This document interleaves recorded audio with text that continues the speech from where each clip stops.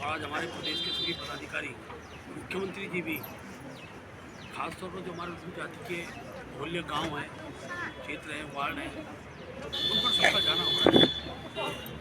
सामाजिक क्षेत्र में सामाजिक जो कुरीतियाँ हैं वो समाप्त हो आगामी दिनों के अंदर संविधान में उस भाव को जागृत करने के भाव से आज के कार्यक्रम संस्थान कर रहे हैं। पार्टी ने तय किया है कि 30 तारीख के बाद हमारे अनुसूचित जाति मोर्चे के जो हमारे सभी इकाइयाँ हैं अपने क्षेत्र के अनुसूचित जाति बहुल गाँव हैं, वार्ड हैं, उन सब स्थानों पर जाकर और भारत के संविधान निर्माता भीमराव अम्बेडकर जी का जो भाव था, संविधान के पीछे का भी जो लक्ष्य था कि सामाजिक कुरीतियाँ दूर की जाएं, उस भाव को आज देश के प्रधानमंत्री नरेंद्र भाई मोदी जी उसको फलीभूत करने जा रहे हैं। समाज के हर वर्ग की चिंता उनके द्वारा हो रही है। इस विषय को व्यापकता के साथ उस समाज के बीच में ले जाकर और अपने विषय को रखकर आगामी दिनों में उनका सारगर्भित समर्थन भारतीय जनता पार्टी को प्राप्त हो, इस भाव के कार्यक्रम का निर्माण कर रहे हैं। 30 जून को देहरादून के अंदर गढ़वाल संभाग के अनुसूचित जाति के सभी निर्वाचित वर्तमान पूर्व जनप्रतिनिधियों का एक बड़ा सम्मेलन 30 नवंबर को देहरादून के अंदर पूरे गढ़वाल संभाग के अनुसूचित जाति के जनप्रतिनिधियों का, निर्वाचित जनप्रतिनिधियों का एक बड़ा सम्मेलन करने वाले। उसमें हमारे अनुसूचित जाति से सभी सांसद, विधायक और बीडीसी मेंबर से ऊपर तक के सब जनप्रतिनिधि हमने उसको बुलाया। हमारे राष्ट्रीय महामंत्री किशन गौतम जी तो मुख्य अतिथि रहेंगे। इसी प्रकार से अर्जुन मुंडा जी जो जनजाति के हमारे मंत्री भी हैं, केंद्र सरकार में मंत्री हैं, उनको हमने आमंत्रित किया है कि जनजाति के भी जनप्रतिनिधियों का बड़ा सम्मेलन देहरादून में 1 तारीख को करने वाला है। उसमें जनजाति के जनप्रतिनिधि हम लोग आमंत्रित कर रहे हैं। कुमाऊं संभाग में ये कार्यक्रम हमारे 2 और 3 तारीख में होंगे, 2 दिसंबर 3 दिसंबर। वो कहाँ होंगे? हल्द्वानी? एक हल्द्वानी में होगा अनुसूचित जाति का और नानक मत्ता में होगा जनजाति का। उसमें उनके केंद्र जो पदाधिकारी हैं जनजाति मोर्चे के, उनकी सहभागिता उसमें रहेगी। इसी प्रकार इस वर्ष हम लोग समाज का हर वर्ग को जोड़ेंगे। उत्तराखंड के अंदर तराई क्षेत्र में बंगाली समुदाय बड़ी संख्या में है, तो बंगाली मतदाता सम्मेलन हम लोग करेंगे। युवा सिख मतदाता सम्मेलन हम लोग करने वाले हैं और मुख्य रूप से बड़ी संख्या में समाज में वर्ग है जो दल का सदस्य तो नहीं है, लेकिन मोदी जी के प्रति उनकी आस्था है, भारतीय जनता पार्टी के प्रति उनका विश्वास है। तो हमने युवा मतदाता भाजपा समर्थक युवा मतदाता सम्मेलन, ये भी हम प्रत्येक विधानसभा के अंदर करेंगे और उसमें बड़ी संख्या में जो भिन्न जो ITI है, पॉलिटेक्निक है, डिग्री कॉलेज के छात्र हैं, वो सदस्य तो नहीं है, ना उनको सदस्य बनाने जा रहे हैं, लेकिन मोदी जी के प्रति उनकी श्रद्धा है। भारतीय जनता पार्टी पुनः सत्ता में आए इस भाव के साथ ऐसे सब लोगों को निमंत्रण देंगे और हर विधानसभा कार्यक्रम हम लोग करने वाले हैं। अभी क्योंकि उत्तरकाशी की घटना हम सबके सम्मुख है, हम सबके लिए बहुत संतोष का विषय है कि मोदी कृपा से 41 मजदूर वहाँ सुरक्षित हैं। माननीय मुख्यमंत्री से लेकर केंद्र सरकार के मंत्रीगण 24 आवर्स उसकी मॉनिटरिंग कर रहे हैं और ध्यान है। और मुझे विश्वास है कि बहुत जल्दी क्योंकि मशीन जब बिगड़ती है तो नई मशीन को भी बाहर से मंगाना पड़ता है। अमेरिका की मशीन भी हमने बुलाई, विदेश से जो टनल के जाता है इंजीनियर हैं उनको बुलाया गया। हर किसी प्रकार की कोताही न बरती जाए, इस पर पूरा हम ध्यान दे रहे हैं और हम पूरा विश्वास में बहुत जल्दी उस टनल से बाहर आ जाएंगे। हम सब लोग चिंतित भी हैं, इसलिए हमने अपने कार्यक्रम की श्रृंखला भी पीछे की है।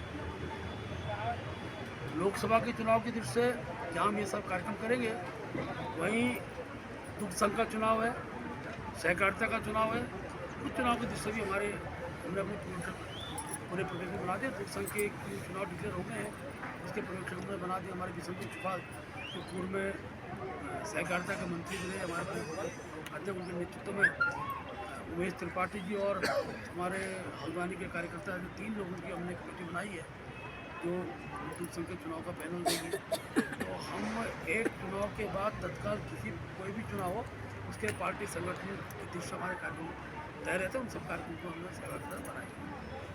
आज प्रातःकाल मैंने अम्बेडकर जी के चित्र पर माल्यार्पण किया और उसके बाद भी यहाँ पर संविधान दिवस के कार्यक्रम कोई बात नहीं। सहकारिता के लिए भी बनाए हैं पर्यवेक्षक? अभी नहीं, अब सहकारिता का हमारा प्रकोष्ठ बनता है, उसी घोषणा हम करने वाले हैं। सहकारिता प्रकोष्ठ, पंचायत प्रकोष्ठ तो हमारा घोषित हो गया है, हमारे 14 प्रकोष्ठ घोषित हो गए हैं, अभी 8 प्रकोष्ठ हमारे और घोषित हो गए हैं। इसमें विभाग है हमारे, फिर हमारी समितियाँ हैं, उन घोषणा में आपको करने वाले हैं। दूर संघ और सहकारिता के चुनाव जल्दी हो जाएंगे, मतलब ऐसा लग रहा है। हाँ, दूर संघ के चुनाव तो डिक्लेयर हो ही गए हैं, थोड़ा परिसीमन उसका होना है, उसके दृष्टि से हमें अपने जो प्रोजेक्ट की टीम है घोषित कर। पालिका के चुनाव कब तक होंगे, निकाय होंगे? देखिए, मुझे लगता है कि जब हर वर्ष नई नगर पालिकाएँ नगर निगम बनते हैं, नगर क्षेत्र बड़े हैं, और मैं मुख्यमंत्री धामी जी का आभार व्यक्त करता हूँ कि आबादी के व्यापक स्वरूप को देखते हुए अनेकों नगर पालिका नगर क्षेत्र बने हैं। ये जब उन क्षेत्र का सीमांकन होना है, उन क्षेत्र का मतदाता सूची बननी है और ओबीसी का आरक्षण तय होना है, जो हाईकोर्ट का डिसीजन है ओबीसी वाले सबका होने के बाद जब भी राज्य निर्वाचन चुनाव कराएगा हम चुनाव करेंगे। जगदीश सिंह के आराम काफ़ी दिन लग गए हैं और टेक्नोलॉजी और सरकार वगैरह सब लगी, लेकिन ये स्पष्ट नहीं हो पा रहा कि आखिर 5 स्तर की ढूंढी जा रही है, उसके बावजूद काफ़ी दिन लगे हैं और पहाड़ के अंदर पहली घटना है जो रेलवे की दूसरा में हमने बनी है, अनेकों जी हमारी ऑर्बिटर में बनी है, ठीक है, हम सबके लिए चिंता का विषय है। और उस संदर्भ में कहाँ कमी रही इसकी भी एक प्रकार से पूरी मॉनिटरिंग होगी, लेकिन समय लग रहा है। लेकिन सबसे बड़ी बात जो महत्वपूर्ण है, पहली घटना है विश्व के अंदर जहाँ भी सुरंगें बनी है या जहाँ किसी प्रकार सुरंग में जब इस प्रकार स्थिति निर्माण होती है, कहीं ना कहीं कोई ना दुर्घटना होती है। लेकिन पहले भगवान बद्रीश्वर को केदारनाथ जी की कृपा बोली है, उत्तराखंड के अंदर इस सुरंग के अंदर सभी तालीम ठीक है जा रहा है। अब उनके वस्त्र भेज दिए हैं, उनसे प्रत्येक दिन बातचीत भी होती है कि ठीक है कि परिस्थितियाँ इस प्रकार निर्माण हो रही है, लेकिन मुझे लगता है कि जल्दी से जल्दी सब लोग हमारे साथ एक चीज़ दिल्ली की चुनावी बोल में आ गई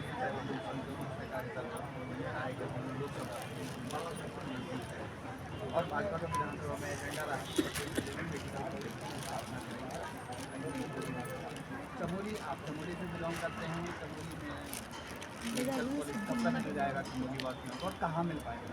सिमली या गोपीचक? देश के प्रधानमंत्री केंद्रीय जो स्वास्थ्य मंत्रालय का बजट है उसमें प्रत्येक जनपद में मेडिकल कॉलेज बात है, उसके लिए पहुँचे वर्तमान है, बहुत जल्दी वो जानकारी बनना है।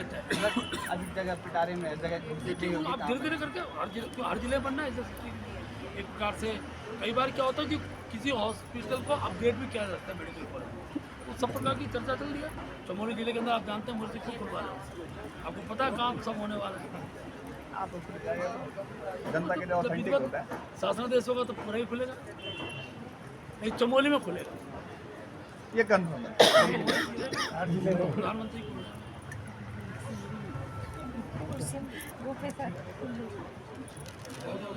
एक अध्यक्ष ये है कि आप लोगों को पहचान करें, चाहे मंत्रीगण हो चाहे पदाधिकारी हो, केंद्र की योजनाओं पर फोकस करते हैं। अगर प्रदेश में कोई इस तरह की योजना बताता ना, पहली बात तो एक बात कई बार का मीडिया जगत में भाव रहता है कि जितनी योजनाएं केंद्र की भी आ रही हैं इसको लाने की बहुत पुस्तक केंद्र सब राज्यों का होता है। अगर फॉरेस्ट की क्लियरिंग टाइम पे हो रही है स्टेट गवर्नमेंट तय करती है हर योजना के लिए। ये ठीक है कि छोटे राज्य में हमारे अपने संसाधन सीमित हैं, अगर हम सारी सड़कों केंद्र से बनवा रहे हैं, ये भी पुष्कर धामी की काबिलियत है। हम मेडिकल को हर जिले के अंदर बनवा रहे हैं, ये भी हमारी सरकार की काबिलियत है। हर सड़कों का डामरीकरण समय पर हो, प्रधानमंत्री ग्राम सड़क दर गाँव जुड़े, उसके एक फेज़ की और भी चर्चा चल रही है, वो फेज़ भी बनता है, ये भी इस राज्य की उपलब्धि में गिना जाएगा। ये कहना है केंद्रीय बजट लाना ही स्टेट की सबसे बड़ी उपलब्धि होती है। और जो कहते हैं केंद्र का स्टेट बताओ क्या कर रहा है, स्टेट यही तो कर रहा है, केंद्र से ला रहा है। और ये इस राज्य के अंदर पहली बात। दूसरी जो महत्वपूर्ण बात है देखिए अभी तक केवल पहाड़ की जवानी, पहाड़ की कमाई, इसकी चर्चा होती है। पहले मुख्यमंत्री हैं जिन्होंने 2.5 लाख करोड़ के इन्वेस्टमेंट की इन्वेस्टर समिट हम लोग कर रहे हैं। ये सच है कि उत्तराखंड राज्य में सरकारी नौकरियां सीमित है। हम ये भी जानते हैं उत्तराखंड राज्य का जो आंदोलन का मूल स्वरूप था वो सरकारी नौकरी पर केंद्रित था। उसमें माताओं बहनों ने जो आंदोलन किया है उसके पीछे भाव था राज्य बनेगा तो हमको, हमारे बच्चों को रोजगार मिलेगा। अब रोजगार की श्रृंखला छोटे राज्य में सरकारी सीमित है, तो किस प्रकार से हम उद्यमियों को उत्तराखंड के अंदर लाएं, उद्यमों के माध्यम से यहाँ उद्यम स्थापित हों और यहाँ का लड़का यही रोजगार प्राप्त किया। इसकी पहल उत्तराखंड राज्य बनने पर पहली बार प्रारंभ हुई तो किसको प्रधानमंत्री के नेतृत्व। बड़ी संख्या में उद्यम आ रहे हैं और जो उद्यम आ रहे हैं वो भी यहाँ के कल्चर के से डिपेंडेंट उद्यम आ रहे हैं। फल पट्टी से जुड़े आ सकते हैं, जड़ी बूटी से जुड़े हुए आ सकते हैं, इलेक्ट्रॉनिक्स के सामग्री के से जुड़े उद्यम आ रहे हैं। ये सब उद्यम चर्चा हो रही है। पहली बार उद्यमी मुख्यमंत्री के पक्ष में उनका बयान आ रहा है कि हमारा जो उद्यम जिस रूप में जैसा हम चाहते थे, सिंगल विंडो से लेकर जो सुविधाएं चाहते हैं वो पहली बार उत्तराखंड में मिल रही है। ये हम सबके लिए सुकून की बात है। ये ठीक है कि अभी रेलवे कनेक्टिविटी का रॉ मटेरियल का दिक्कत आएगी, लेकिन भविष्य के विषय को 2027 तक रेलवे कनेक्टिविटी भी हमको प्राप्त हो जाएगी। ये हम सबको बीते 2024 में होना था, 2 साल कोरोना कारण उसकी समय सीमा बढ़ी है, लेकिन उसके बाद भी उद्यम का जो स्वरूप उत्तराखंड में दिखाई देगा बहुत बड़ा पक्ष है। तीसरा जो महत्वपूर्ण बात है, आखिर प्रधानमंत्री जी को अगर इस बार कैलाश मानसरोवर के दर्शन हमने पिथौरागढ़ की सीमा से कराए हैं, वहाँ आए हैं, कितनी संख्या में पर्यटक आ रहा है। हर वर्ष धार्मिक पर्यटकों की संख्या बढ़ रही है। इस बार 55 लाख से ज़्यादा यात्री उत्तराखंड के 4 धाम में आए। ये भी तो स्टेट की उपलब्धि है। ये ठीक है, अभी साहसिक पर्यटन की ओर बढ़ रहे हैं। अभी कल तो कांग्रेस के विधायक थे ना प्रतापनगर में, नेगी जी, उन्होंने पैराग्लाइडिंग के माध्यम से कल एक नया तजुर्बा चीज़ किया। टिहरी के अंदर जो हमारी झील है वो भविष्य के अंदर हमारे लिए बहुत बड़ी आर्थिक स्रोत बनने वाली है। धीरे धीरे करके हमारा चाहे कुमाऊं के अंदर की जो पर्यटन यात्रा है, गढ़वाल के अनेकों क्षेत्र हैं जिनको हम जोड़ेंगे, अनेकों स्थलों को डेवलप करने की आवश्यकता रहेगी। उस दिशा में सरकार प्रयास करिए। समय लगता है, साधन सीमित है। सीमित संसाधनों में प्रदेश को गति देना ये चुनौती भी रहती है, लेकिन उस दिशा में आगे बढ़ रहे हैं। और सबसे बड़ी बात है उत्तराखंड के अंदर प्रति व्यक्ति आय की वृद्धि हुई है। वो कोई उसका तो सीधा आंकड़ा ही बोलता है, पहला राज्य हमारा उत्तराखंड है जो गरीबी रेखा से ऊपर आया है पूरे देश के अंदर। लेकिन और 4 जगह होगी यहाँ भी। लेकिन अध्यक्ष जी, पहाड़ों में जो मूलभूत सुविधाएं हैं वो बहुत कम है। हम अस्पतालों का हाल लेते हैं, अस्पतालों में डॉक्टरों की सुविधा नहीं है। कर्णप्रयाग अस्पताल में आप देखेंगे डॉक्टर जो हैं वो प्रयत्न करते हैं लेकिन सुविधाएं नहीं हैं। तो वो सुविधाएं कौन करेगा उसको? डॉक्टर तो करेंगे नहीं, सरकार करेगी। ठीक स्थिति ये होती है सर कि उनको रेफर किया जाता है।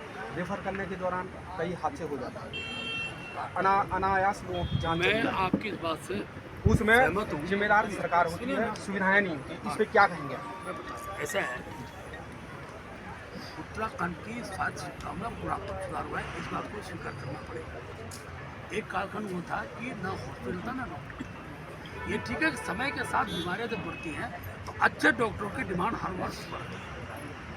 और मैं आपको कह सकता हूँ, अगर आप चमोली जिले का भी मूल्यांकन करेंगे पिछले 9 वर्ष की केंद्र हमारी बीजेपी सरकार का, तो आप पाएंगे कि हमने हर जगह इन सुविधाओं का लाभ देने का प्रयास किया है। चाहे फिर एक्सरे मशीन हो, अल्ट्रासाउंड की मशीनें हों, तो आपका ऑक्सीजन का प्लांटेशन का विषय हो, इन सब विषयों को चर्चा करें। कोरोना काल के बाद तो हमने इसको गुणात्मक सुधार किया। अब केवल 2 मेडिकल कॉलेज थे जहाँ ऑक्सीजन की व्यवस्था थी, हल्द्वानी में देहरादून। आज पूरे जिले के अंदर हर जिला अस्पताल।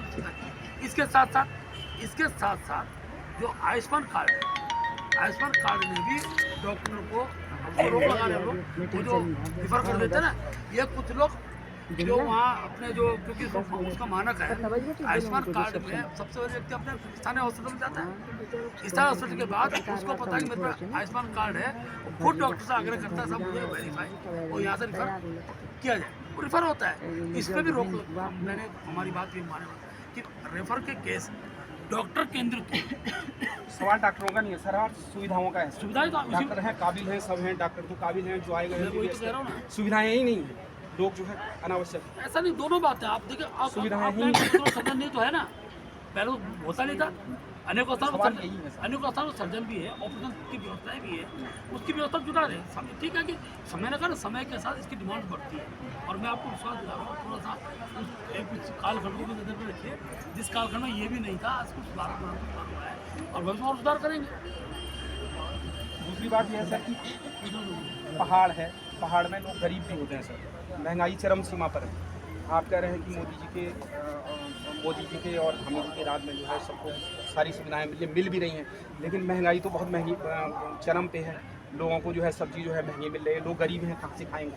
अब मैं ये इस पर क्या कर रही है सुनिए, सरकार? ऐसा है, ये ठीक है कि महंगाई का कोई मानक किसी भी वर्ष में नहीं होगा। समय के साथ जब प्रति व्यक्ति आय वृद्धि होती है, तो कई बार उसका महंगाई का जो मूल्यांकन आज की परिस्थिति में देखा जाता है। एक कालखंड था, लोगों में 100 रुपये नहीं होता था।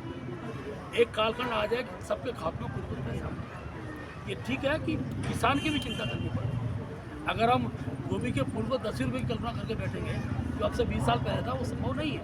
इन्हें दोनों चीज़ें होती हैं। हम अगर तुलना करेंगे कि तब गोभी 10 रुपये की आती थी, आज गोभी 20 रुपये की आ रही है, तो वो उसकी जो प्रति व्यक्ति आय वृद्धि की तुलना करते हैं। ये ठीक है कि हर सरकार का ये लक्ष्य होता है कि महंगाई कम की जाए, और ये भी सच है कि पिछले लंबे समय से कि महंगाई की दर को कंट्रोल करने का प्रयास हुआ है, और आज इस बात का आभास भी लोगों को है।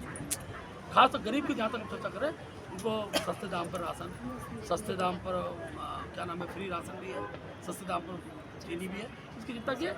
उसमें और गुणात्मक सुधार करने की आवश्यकता है, जो भविष्य में की जाएगी।